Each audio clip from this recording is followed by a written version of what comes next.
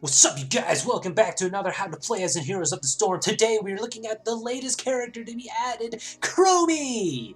She's adorable! And the only reason why I'm doing her now is because she came out at an unfortunate time. I had already finished the C section, and I'm gonna probably do Chagall really soon too, because my friend is willing to help me. But until then, we have to play as Chromie. She is a long-ranged mage who delivers devastating blows and manipulates time.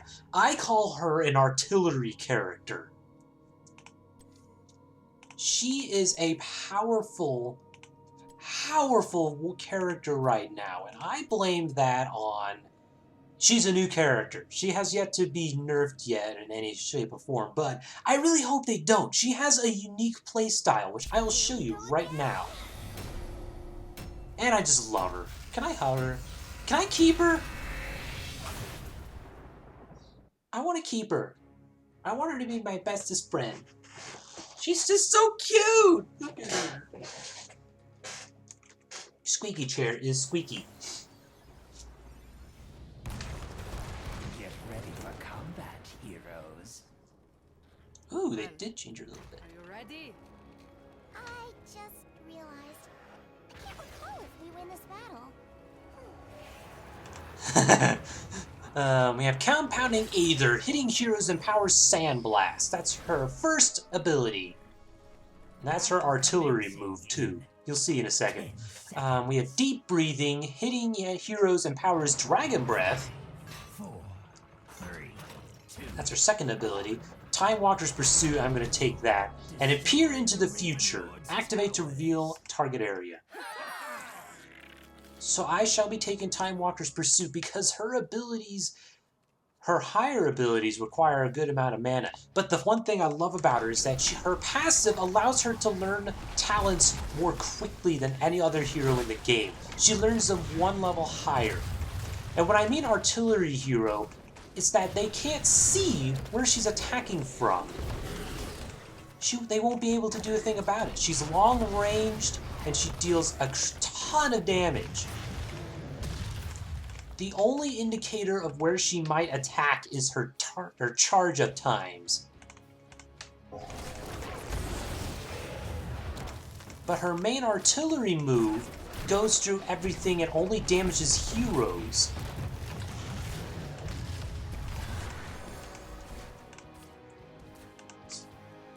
She is powerful for such a small character, but because she's an assassin character, she's also not very durable, so it kind of makes up for it. If you can catch Chromie and burst her down, you can essentially avoid her high damaging abilities.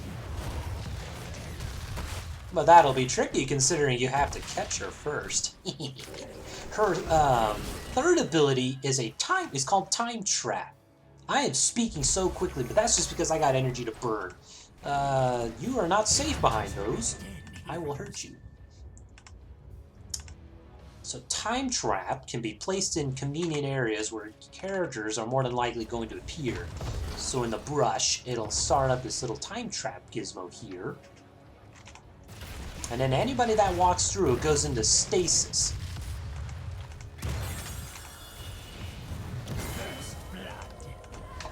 And then with that, you can get ready to do a big attack.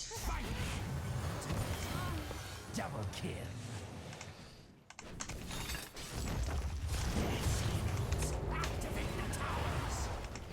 A little short there, but that's okay. We have Piercing Sand, so Sandblast hits twice.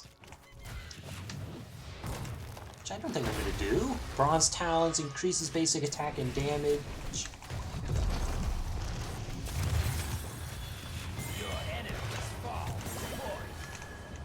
Whoops.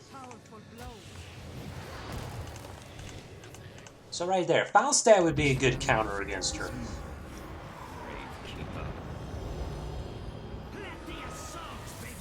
So let's see, what do we have here? Sandblast orders that Bronze Talons increases basic attack range, and Sandblast increases... I'm probably going to do that one. Enveloping Assault just increases the radius of Dragon's Breath, which is good if you are very good at targeting or whatever. So I'm going to go Bronze Talons. That way... Magnificent. She's so cute.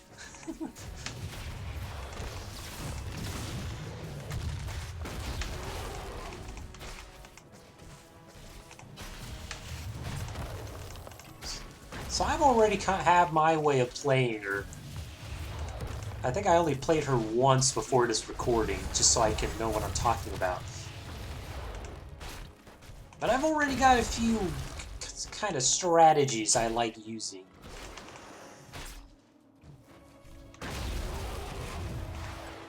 So we're gonna go Dragon's Eye. First I gotta show you Mobius Loop, reduces Dragon Best's mana cooldown and damage. So you can use it more often, but you won't be able to deal as much damage instead. I use Dragon's Eye, which increases the damage by 25 more in the center. As you can see, right in the center of that of the sphere. And then there's Chrono Sickness, which reduces time trap cooldown and adds a slow.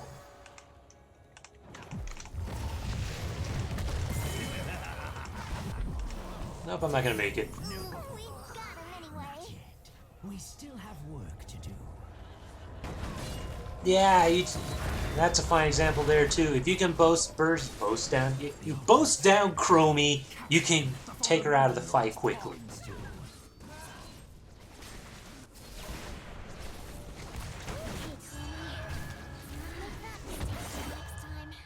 So you have to be careful with where you play with Chromie. You don't want to get caught by your enemies, because then you'll be inefficient for damage.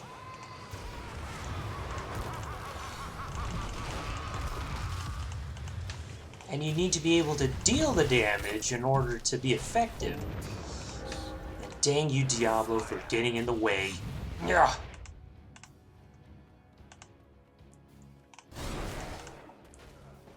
And then when you've got Time Walker's Pursuit, definitely don't be afraid to use Sandblast, because it reveals an area while you're using it.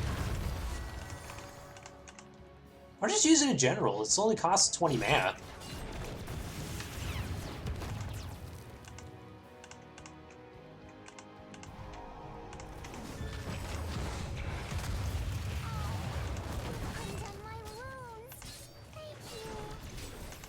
And this is the character that's designed, I like to think, to take out players whose strategies to like hide behind defenses.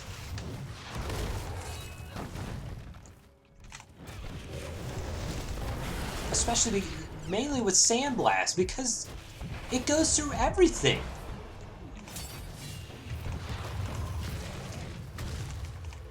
It'll go through everything. You can't hide from Sandblast if you're in its way. It will hurt you. And most of the time, it'll probably kill you. Now we get into the interesting abilities. We have Slowing Sands. Place a sand vortex that greatly slows enemies inside it. The longer it is active, the more it slows, up to 50% after 5 seconds. And then you have Temporal Loop. This can really screw over players. Choose an enemy hero. After 3 seconds, you send them back to where they once were.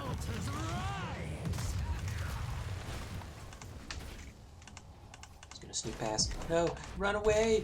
Run, Chromesters, run! Run away! So I'm gonna go with Slowing Sands this time. I don't actually have a preference for either one. They're both good to me.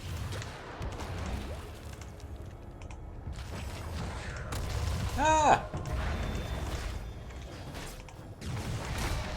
Lay claim to do not disappoint me.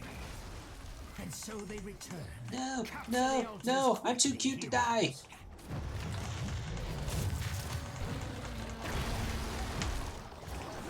Ah! Run away! No, no, no, no, no, no! I don't want to die!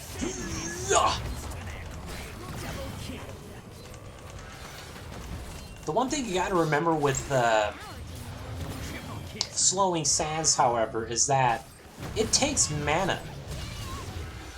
As long as it is active, it will drain your mana. And that's something you can't really afford when you're in the middle of combat.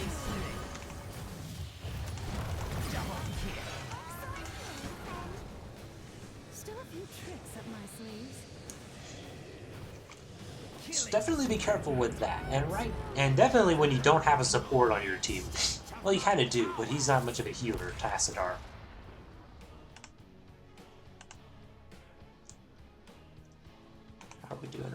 Okay, we are not at an advantage.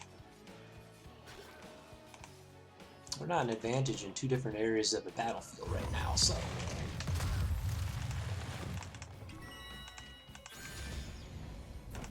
You can actually leave slowing sand somewhere and move somewhere else. It'll stay there as long as you have the mana.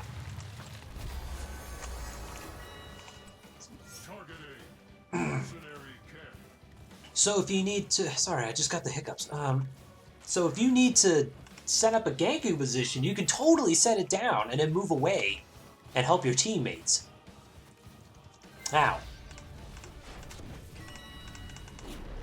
we have, for new talents, Bye Bye, reduces Hearthstone cast time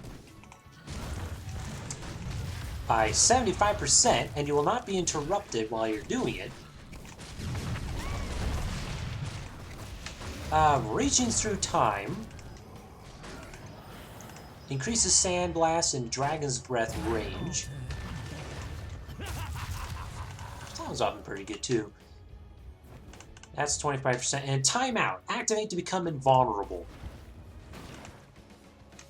I don't really like using that one.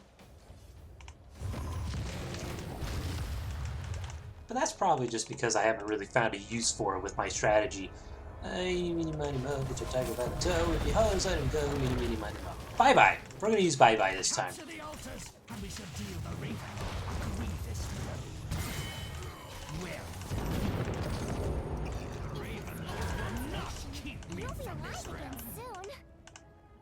I hope.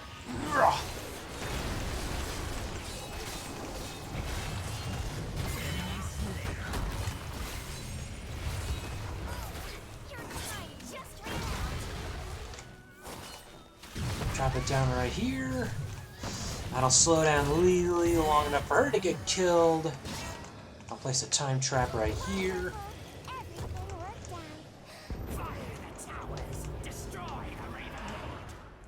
Okay, we're destroying the Raven Lord. We're doing good, guys. We are doing so good. And I'm talking to you people, the people watching this video. The thought of you guys watching these videos, and not even commenting anymore, but just watching them, seeing what it's like, I appreciate it.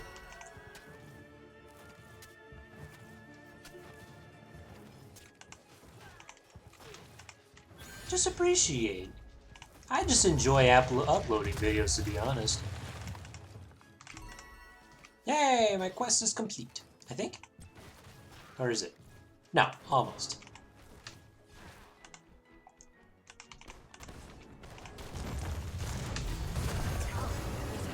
$15. Shifting Sand. Sandblast increases ability power. Not sure. Long range Sandblast reduces cooldown with fast forward. Ooh, high outrange tower. Cool. And Quantum Overdrive. Activate to gain ability power. Let's go fast forward. So anybody that is out at the very edge of Sandblast, when you hit them, what does it do? It reduces cooldown time. So even if there's nobody around and you've got Bronze Talons, don't be afraid to use Sandblast. The cooldown essentially means you can have an increased attack power for a critical hit. Are you ready? The altars are rising from the mist.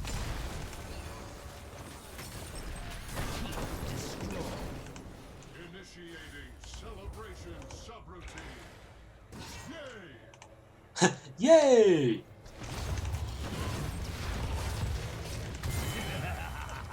There you go, some high burst damage right there. So you take care of that, I'm gonna go help Tassadar. Go! Do not let the altars fall into the Raven Lord's talons. Come back here! Well, Kalephos got one, but that's kind of useless.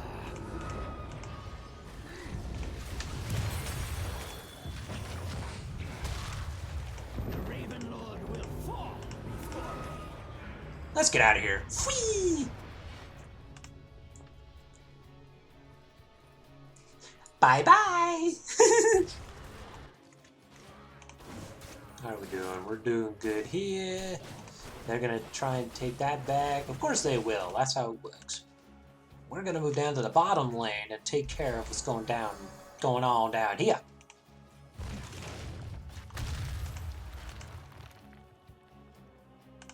Your enemy has destroyed a king. We know.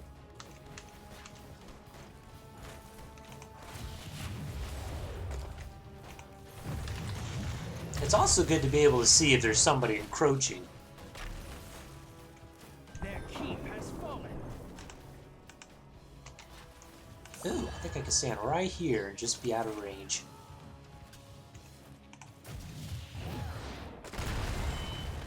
Nothing wrong here. Thank you. We're doing good, lads.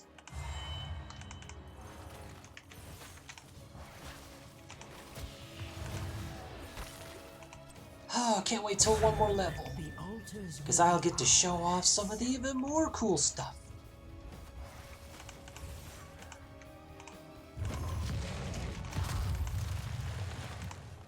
Whoops, I missed it.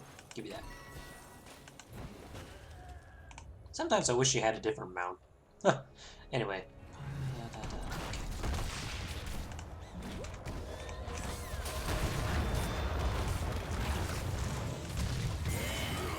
Send his servants to their grave.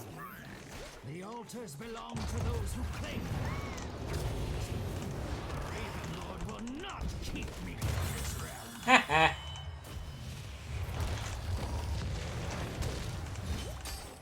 Help me, squires! No escape! Oops, there's a Kael'thas. You're dead too. Very impressive. Now then, we have Pocket of Time. Renews the... No, never mind. We just won. Wow. I was enjoying myself so much I didn't even pay attention to how much life is left. Well done, indeed. Wow. I was not even paying attention to that.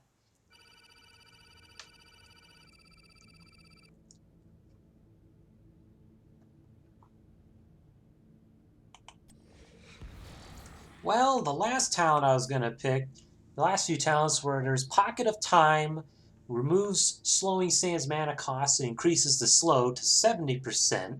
Loophole, if you took Temporal Loop, hits all enemy heroes near your initial target. I was going to end up choosing Past and Future Me, which Sandblast is remembered and will be recast when you use it. It's great for setting up different ambushes or when you need to hit somebody that's either behind you or in front of you, because it'll follow the direction of where your mouse is going to be.